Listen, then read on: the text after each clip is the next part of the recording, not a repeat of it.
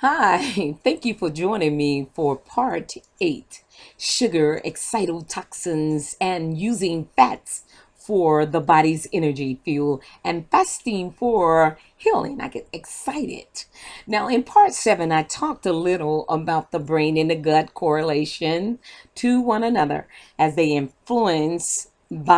influenced by the chemical neurotransmitters serotonin and dopamine, which are controlled by the low, the medium, and high circulation. So in this podcast video, I will be talking a little bit more about the gut and the brain relationship. Well, here's why the gut controls the brain. The gut controls the brain because there are 90% of serotonin neurotransmitter chemicals, and there are 50% of dopamine neurotransmitters found in the gut. But they have different pathways that they follow depending on the high, the medium, and the low levels, which regulates your feelings, and your behavior. So now, serotonin regulates your emotions, depression, and mood control, which dopamine regulates your pleasure feelings and your behavior. The brain also produces 50% of dopamine and makes 5% of serotonin. See what I mean? So here's the biggest impact we need to pay attention to, because it gets muddier here. Because of those done excitotoxins, remember that? Excitotoxins? Well, that's in the food that we eat every day. Well, it impacts the gut florals to make them imbalance. And those bacteria become out of control. And then it attacks the immune system and create diseases in our body. And let me just remind you of what excitotoxins are. Excitotoxins are monosodium glutamate, aspartate, casein, carrageenan, sodium nitrates, and so many others. They are additives that enhance the food. They stimulate the taste receptors on the tongue and causes an increase in appetite and causes us to overeat too. They affect those gut microflores, which which which are our bacteria. And then they turn those gut microbes into pathogens. Those are the bad bacteria.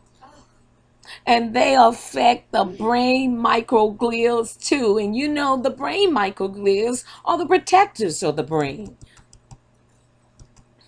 It gets much troubling to me now. So sit up and just listen, please. Listen more. Because those non-excitotoxins and the sugars are controlling and influencing our hungry signals, insulin, ghrelin, and leptins. They are the driving forces that have a negative effect on our gut bacteria and causes negative consequences like constipation, bloating, emotional and behavioral problems, and so many more problems. And those darn sugars are causing the body to store, you know what? That dang belly fat. Gosh, around. Oh God. Oh, I'm sorry. However, now we got something good.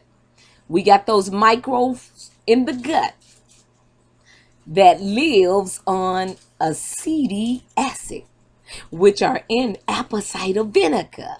So this is a benefit for us. We can beat this thing, y'all. Because guess what else those gut flores like? They like those green vegetables and those beans. They love that stuff. So we can beat those excitotoxins if we only began to eat the right kinds of food.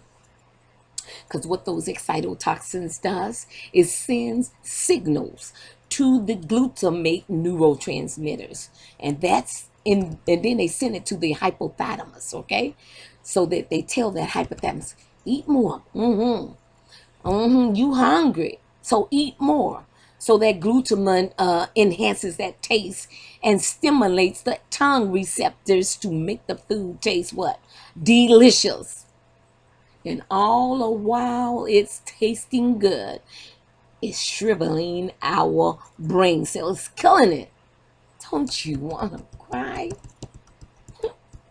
Because we're just eating too much, y'all. We're eating too much processed food. We're eating too much cooked food. We're eating too much cooked food that are in the aluminum foil. We're eating too much sugar. We are not allowing the food to digest and our body to rest properly. We are constantly replenishing the storing of glycogen with sugar, which are the carbohydrates that are stored in our muscles and the liver as glycogen. And that glycogen is a series of glucose molecules that are stuck together. Uh-huh.